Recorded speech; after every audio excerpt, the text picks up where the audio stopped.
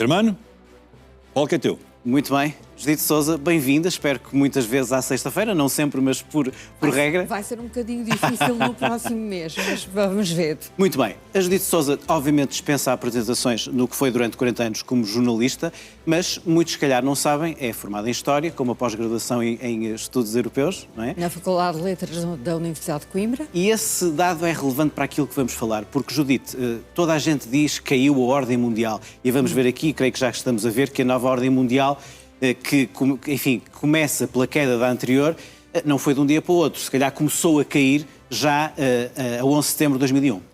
É assim, Germano, por aquilo que eu estive a estudar, porque estive a rever matérias nos últimos dias, alguns politólogos consideram que nós vivemos numa era pós-Guerra Fria em que o multilateralismo foi substituído por uma ordem multidimensional em que há vários centros de poder disseminados em função de lógicas políticas, de lógicas militares, de lógicas económicas, financeiras e de influência, sendo que esta nova ordem multidimensional está equacionada por esses politólogos a partir dos ataques às Torres Gêmeas, portanto, em 2001, o 11 de setembro. Portanto, eles consideram que a nova ordem mundial começa efetivamente a partir do 11 de setembro de 2001,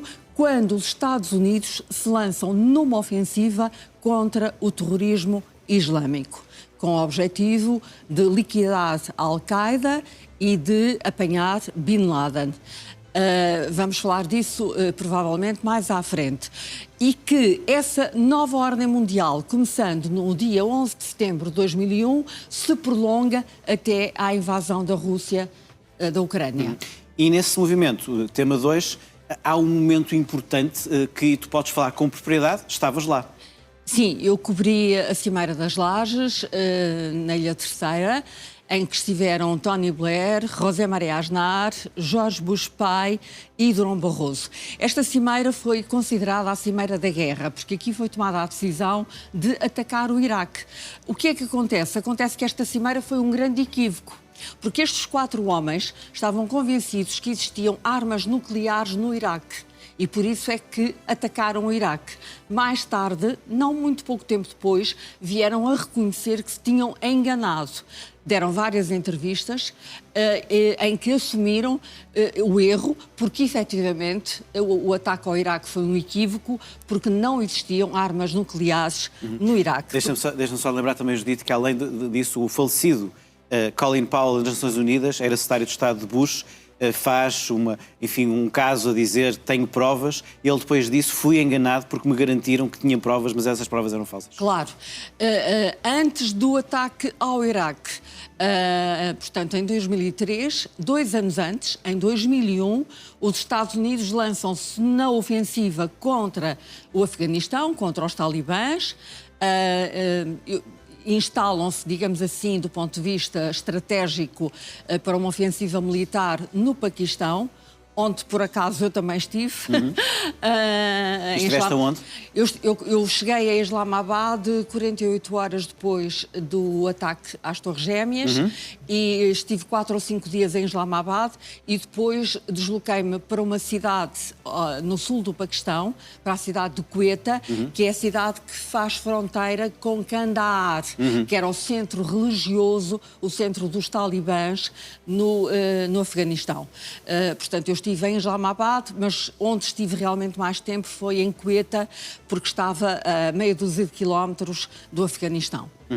Judite, o ex-presidente Obama fazia a distinção destas duas guerras que aqui estão, Afeganistão e Iraque, dizia que a guerra do Afeganistão era uma guerra de necessidade, porque o Afeganistão albergava a Al-Qaeda, que fez o 11 de setembro, e o Iraque era uma guerra de mentira, porque não havia, como bem disseste... armas nucleares. E essa diferença entre um e outro, entre uma guerra que era de necessidade e outra que foi uma guerra mentirosa, foi trágica para o próprio prestígio americano. foi, e de certa forma acabou por condicionar toda a política externa norte-americana, porque os americanos envolveram-se no Iraque, envolveram-se no Afeganistão, o Afeganistão acabou por se tornar uma espécie de Vietnã II, os americanos, portanto, acabaram por retirar, embora conseguiram, digamos assim, o seu objetivo máximo, que foi matar Bin Laden, que foi assassinado no Paquistão, onde estava escondido, creio que... Em Abbottabad, a 800 metros de um grande complexo militar, o que é impressionante. Sim, e creio que ele estava justamente nessa localidade, perto de uma cidade muito importante, que também era um centro dos talibãs no Paquistão, que era a cidade de Peshawar. De Peshawar, exatamente. 10 anos depois do 11 de setembro, ou seja, 10 anos depois, o Paquistão tinha, obviamente, conhecimento dessa ligação à Al-Qaeda. Isso parece-me evidente, não é? Claro, portanto, desse ponto de vista, o objetivo dos americanos foi cumprido. Portanto, destruíram o terrorismo islâmico tal como ele estava configurado pela Al-Qaeda, mataram o Bin Laden, mas tiveram muitos anos implicados nestas duas frentes de combate. Podemos avançar para o quadro seguinte, que é o quadro que, de certa forma, culmina esta minha linha de pensamento. Ou seja, a nova ordem mundial começa no 11 de setembro de 2001 e chega, prolonga-se até à invasão da Ucrânia pelo Vladimir Putin. O quadro seguinte, de certa forma, creio que mostra como o mundo está, neste momento, configurado por 3 homens. São 3 autocratas, Vladimir Putin, Donald Trump, Xi Jinping. O que é que há de comum a estes 3 homens? São autocratas, desrespeitam as leis internacionais, ignoram a realidade política e geopolítica que sai num primeiro momento da Segunda Guerra Mundial, quando foi criada a ONU em 1945, a NATO foi criada em 1949, foi um tratado assinado em Washington, D.C. Estes homens, como temos vindo a perceber, portanto, não respeitam estas duas instituições, de certo modo também não respeitam uma outra realidade que emergiu da Segunda Guerra Mundial, que foi o chamado Consenso de Washington, que foi protagonizado pelo Ronald Reagan e pela Margaret Thatcher, acreditando eles que a globalização liberal iria trazer mais igualdade ao mundo, quando também foi um equívoco, porque a globalização criou mais desigualdade entre ricos e pobres à escala planetária. Qual é a diferença entre estes 3 homens, entre Putin, entre Trump e entre Xi Jinping? Este é o mais poderoso de todos, porque este tem o poderio económico que Trump receia e teme e quer atacar. Outra grande diferença é que Trump é eleito numa das maiores democracias do mundo, se não a maior democracia do mundo, enquanto que Vladimir Putin e Xi Jinping, de certa forma, se perpetuaram no poder e de comum eles têm o culto da personalidade, o desrespeito pelas organizações internacionais, a saber, ONU e NATO,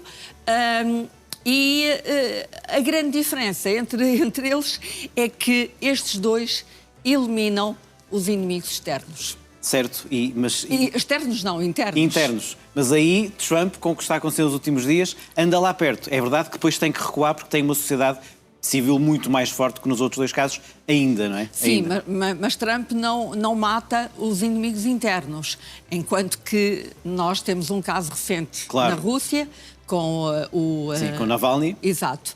E na China... Na China sabemos menos, mas sabemos que há ali um problema com os generais, não é? Sim, mas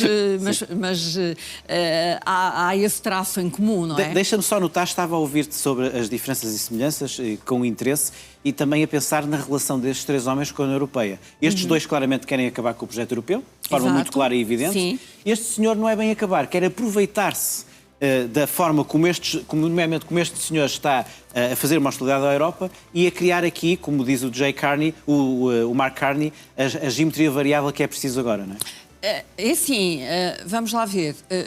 O desrespeito de Trump, nomeadamente pela NATO, está neste momento muito evidente na tentativa de ocupação da Groenlândia. Porque se os Estados Unidos ocuparem a Groenlândia, eles entram em óbvia ruptura com o artigo 5 claro. da NATO. O artigo 5 é o artigo mais importante do Tratado da NATO, do Tratado da Organização do Atlântico Norte, porque o artigo 5 prevê que os aliados se defendam perante um inimigo externo. Ora, se Trump ocupar a Groenlândia, este artigo não tem adesão à realidade. É a última assunção que os Estados Unidos de Trump já não se vêem na NATO. Exato. Entretanto, neste entretanto do Iraque e do Afeganistão até aos dias de hoje, aconteceu uma coisa muito interessante com este homem, Xi Jinping. Este homem ficou a pensar e a tomar decisões e a ampliar o seu poderio económico. Ou seja, enquanto os Estados Unidos estavam envolvidos no combate ao terrorismo islâmico, nomeadamente no Afeganistão, a China começou a crescer.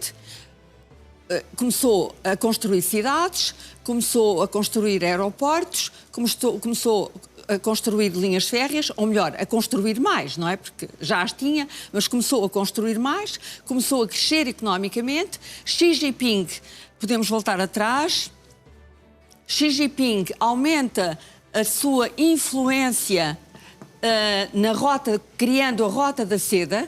A Rota da Seda mais não é do que o exponenciar do poderio económico chinês. Portanto, daí, enfim, os politólogos considerarem que de todos estes homens, o mais, digamos assim, inteligente é Xi Jinping. Certamente. E aqui como é que tu respondes a esta pergunta que me levou há bocado a perder as estribeiras, a dizer que é uma vergonha que este senhor tenha posto na Casa Branca uma fotografia com este senhor? Porque há aqui uma coisa que é interessante notar, é que Trump, de certa forma, ressuscitou nos últimos meses a doutrina Monroe, certo. que vinha do... Totalmente, não é? Que vinha do século Agora passado. Don Roe, não é? É o seu Exatamente, que vinha do século passado. E a doutrina Monroe, aquilo que nos diz é que os Estados Unidos consideram que podem intervir no continente americano. Daí o facto de terem entrado na Venezuela, terem feito da Venezuela uma espécie de protetorado norte-americano, mantendo o establishment. A Prémio Nobel da Paz não foi chamada a desempenhar um papel fundamental, mas a partir do momento em que Donald Trump considera que pode mandar no continente americano, em linha de coerência, ele também considera que Vladimir Putin tem legitimidade para exercer a sua influência... Na Ucrânia, por exemplo? Na Ucrânia, considerando ele que a Ucrânia, tendo feito parte da antiga União Soviética, é, portanto, uma zona de influência da Rússia, tal como Trump considera que o continente americano, nomeadamente o caso da Venezuela na América Latina, poderá ser também uma zona de influência dos Estados Unidos. E deixa-me só dizer que o John Bolton, conselheiro de Segurança Nacional do Trump no primeiro mandato, escreve no livro de memórias desse que o Trump pergunta, no primeiro mandato, perguntou porque é que a Ucrânia não faz parte da Rússia, e já o perguntava em 2017. E, portanto, Putin percebia que tinha ali um espaço de Trump voltando de continuar essa agressão. Eu acho que é precisamente essa circunstância que explica o facto de Donald Trump tolerar as ambições de Vladimir Putin e não pactuar ao lado dos aliados europeus na defesa de Zelensky. Exatamente. É precisamente esta linha de coerência relativamente ao poder que é exercido e ao conceito que existe de zonas de influência. E às vezes perguntar a Zelensky porque é que não aceita as exigências russas para haver a paz, não percebendo... Exatamente. Muito bem, ia propor então e enquanto se calhar íamos ali sentar-nos com o João Ferreira e juntamos com o João Ferreira para falar. Vamos por aqui. Aqui, à vontade, podes ir por aqui. Posso? E enquanto nos sentamos, pergunto, Judite, como bem dizias, a grande tendência, embora às vezes não pareça, é que o poder económico e tecnológico é da China. Esse é um problema para Trump. Claro, esse é o grande problema de Trump. O Trump não está preocupado com a ausência de liberdades na China, nem com o facto da China ser uma ditadura. A preocupação de Donald Trump com a China é precisamente o poderio económico da China, porque a China deixou de se tornar a fábrica do mundo. Durante muitos anos nós olhamos para a China como a fábrica do mundo. Isso acabou. A fábrica do mundo não é mais a China. A China é uma grande potência económica. Há pouco eu já fiz referência à Rota da Seda como exemplificando esse alargamento do expansionismo económico chinês.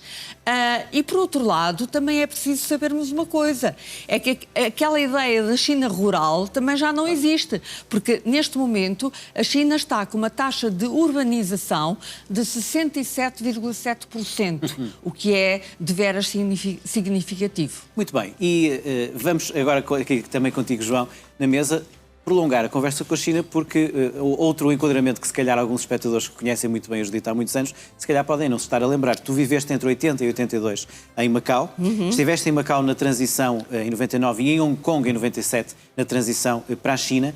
E o que é que retens desse momento? Que momento foi esse histórico? Olha, é assim, vamos por partes. A República Popular da China foi proclamada por Mao Tse-tung no dia 1 de outubro de 1949. E é na sequência da Guerra Civil com os nacionalistas. E é nessa altura, em 1949, que os nacionalistas liderados por Chiang Kai-shek fogem para Taiwan. Porque Taiwan constitui-se, neste momento, e de há uns anos esta parte, como um problema na lógica da reunificação da China. Curiosamente, Taiwan, isto é um pouco de história que pode acrescentar, Taiwan era a Ilha Formosa. Foi ocupada no século XVI pelos portugueses. Os portugueses foram os primeiros europeus a chegar à Ilha Formosa. Depois houve a passagem para os holandeses. Depois, durante cerca de 2 séculos, Taiwan esteve sob o domínio da dinastia Ming, portanto, domínio chinês. Depois houve a invasão de Taiwan pelo Japão e, portanto, digamos que a grande pergunta que se pode colocar neste momento é o que é que fará Xi Jinping, que quer recuperar Taiwan como recuperou Hong Kong e Macau, nomeadamente em 2029, quando se completarem 80 anos da independência de Taiwan. Muito bem, e antes de passar aqui ao João, deixa-me só, ainda recuperando esses 2 momentos que temos que juntar e que tiveste lá nos 2, 97 e 99, por um lado, em 97, porque é que a Rainha Isabel II não esteve na passagem de Hong Kong? E em 99, a questão de Macau, e que tu conheces bem, Macau nunca deixou de ser uma cidade chinesa? Sim, mas deixa-me só voltar um bocadinho atrás, só 15 segundos.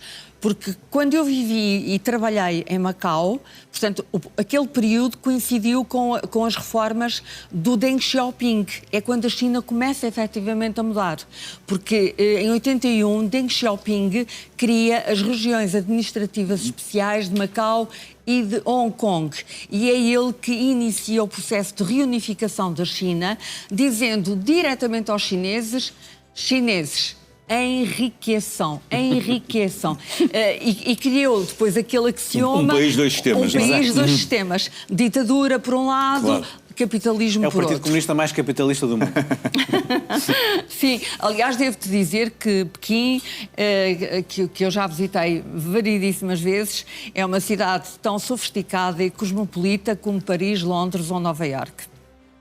E há também uma curiosidade, já agora, é que o Partido Comunista Chinês foi fundado em Xangai, Sim. que é a cidade mais cosmopolita da Sim. China, em 1921. E então, antes de passar ao João, porque é que a Rainha Isabel não foi à passagem? Bom, o handover, a transferência de Hong Kong para a China foi um processo muito, muito difícil e muito complexo. E conflituoso. E Há muito contenções conflituoso. Muito conflituoso porque, vamos lá ver, os ingleses ocuparam Hong Kong à força. Em meados do século XIX. Porquê? Porque queriam ter acesso ao comércio do chá e da seda. O imperador não lhes permitia esse acesso e os ingleses viciaram em ópio milhões de chineses para se apoderarem de Hong Kong, que era um território de transição. E a China nunca perdoou esta humilhação. A ocupação à força de Hong Kong pelos ingleses representa a maior humilhação na história da República Popular da China. Daí que a transferência de Hong Kong para a China em 1997 tenha sido muito traumática. A China fez-se representar pelo presidente, na época, que era Jiang Zemin, e pelo primeiro-ministro Li Peng, mas do lado inglês, a rainha não foi. Mandou o filho, mandou o príncipe Carlos, que chegou a bordo do iate real Britânia, que por sinal foi a última viagem do Britânia, que hoje em dia é um museu, digamos assim, é um barco-museu estacionado no porto de Edimburgo, na Escócia. Em relação a Taiwan, Judita, há aqui duas datas, enfim, que os especialistas, como vocês dizem, que enfim, podem evidenciar um possível avanço militar chinês. 2027, quando se cumpre um centenário da criação do Exército Popular da China, e 2029, com os tais 80 anos da independência, entre aspas, não é? Porque, sim, porque a China não reconhece Taiwan. Taiwan nunca declarou formalmente a independência. Qual das duas será 2027 já agora, não é? É para o ano. Na tua opinião, qual das duas é mais provável? Se é que alguma delas é provável? Não sei. Não é? Nós não fazemos ideia do que é que os chineses pensam. Eu vivi Exatamente. quase 2 anos com chineses, claro. porque Macau era uma cidade chinesa, nunca deixou de ser uma cidade chinesa. Os chineses estão reunidos a uma mesa durante 1 hora ou 2 horas, ouvem, não dizem nada e depois vão pensar e vão tomar as suas decisões. Claro. Portanto, nós nunca sabemos... É muito difícil para um ocidental não experimentado ler os sinais. E não divulgam os conceitos estratégicos como os americanos. Nós nunca estamos em condições de antecipar o que vai na cabeça neste momento de Xi Jinping. Claro. Aquilo que nós sabemos é que constatamos factos. Claro, mas sabemos, porque isso é público, que a China está a preparar claramente um ataque a Taiwan, quer dizer, não só por estes exercícios que têm sido feitos, cada vez com uma maior periodicidade, mas também até pelo facto de existirem partes na China onde o exército recriou os principais edifícios de defesa em Taiwan, e os militares chineses treinam quase diariamente o ataque a essas infraestruturas da defesa. Daí que eu especulo que em 2029 possa acontecer alguma coisa. Estará iminente qualquer coisa. No caso de uma invasão, o que é que fará a atual administração norte-americana? Se calhar não faz nada. Porque o problema dos Estados Unidos com a China não é o domínio territorial chinês. O problema de Donald Trump com a China é aquilo que a China é neste momento como potência económica e como potência financeira. João, nas 5 maiores praças financeiras do mundo, 2 são chinesas, Hong Kong e Xangai. Claro.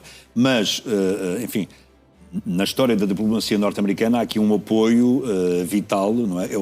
Entre aspas, o seguro de saúde em termos de diplomacia de Taiwan sempre foi os Estados Unidos, que de uma forma às vezes mais velada, às vezes mais diplomática, outras vezes não, a ambiguidade estratégica, deram sempre a entender claramente à China que num caso de ataque eles, Estados Unidos, iriam interceder a favor de Taiwan. Com esta administração isso aparentemente está a mudar. Não, é assim, desde que Donald Trump iniciou o seu segundo mandato, nós sempre que ele fala da China é por causa da questão económica, Claro. do poderio económico Da vertente China. transacional, não é? Eu nunca ouvi Donald Trump falar de Taiwan. Uma vez até recordou que disse a quilometragem que distancia os Estados Unidos de Taiwan e que a China é mesmo ali à frente, insinuando que não ia sequer ter tempo de fazer nada. Claro, claro.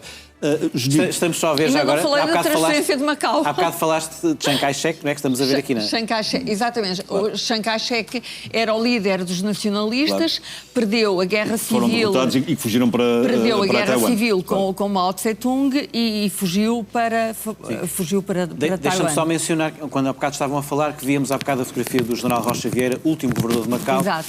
a entregar a bandeira de Portugal. Pedia que recuperassem essa foto, que é histórica, porque é o símbolo da última entrega. Faleceu Estamos a ano ver. passado. Faleceu Faleceu em o general Rocha 2025. Eu estive cerca de um mês em Macau, porque a RTP não só tinha que fazer a cobertura da transferência de Macau, como é óbvio, que era um território chinês sob administração portuguesa durante 5 séculos, mas também tínhamos que servir e apoiar as televisões estrangeiras, porque a RTP era a host broadcaster. Portanto, seja como for, o processo de transferência de Macau foi um processo muito pacífico.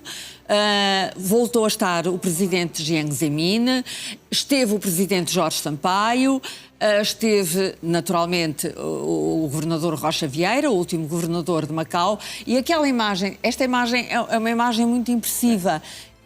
Eu vi presencialmente esta imagem. E é muito impressiva porque carrega não só um valor afetivo, como também exprime o que aconteceu nos bastidores. É que houve uma rivalidade entre Jorge Sampaio e Rocha Vieira por causa da bandeira, para ver qual dos dois é que se agarrava mais à bandeira portuguesa. Se era Rocha Vieira, se era Jorge Sampaio. Isso é que é uma bela história, insider. Creio que estamos a acabar. Estamos no fim. Muito bem. Só mesmo para pedir a última foto, que é do Macron com o Putin. Sim. Uma foto muito impressionante. É a foto do fim da diplomacia, Judite. Podia ser cantante. Podes continuar. Não, eu acho que esta fotografia foi pouco tempo depois da invasão da do início da Ucrânia. guerra. Na altura, a França, creio que estava a liderar o Conselho Europeu. Certo. E, portanto, Macron vai a Moscovo para falar com Vladimir Putin, só que Putin coloca-o nesta mesa a uma distância 8 metros de distância. de 8 metros. Eu acho que esta fotografia representa a humilhação dos aliados europeus na pessoa de Emmanuel Macron. Muito bem. Fantástico, Judite. Só queria lição de dizer mais história. uma coisa. Diz. É que eu hoje li uma frase no New York Times de um cientista político que eu acho que resume muito aquilo que está a acontecer. Ele escreveu: a força sem diplomacia é brutalidade, a diplomacia sem força é ingenuidade. Judite, foi um gosto estar aqui contigo. Obrigada, Boa noite. Germano. Obrigado. Boa noite.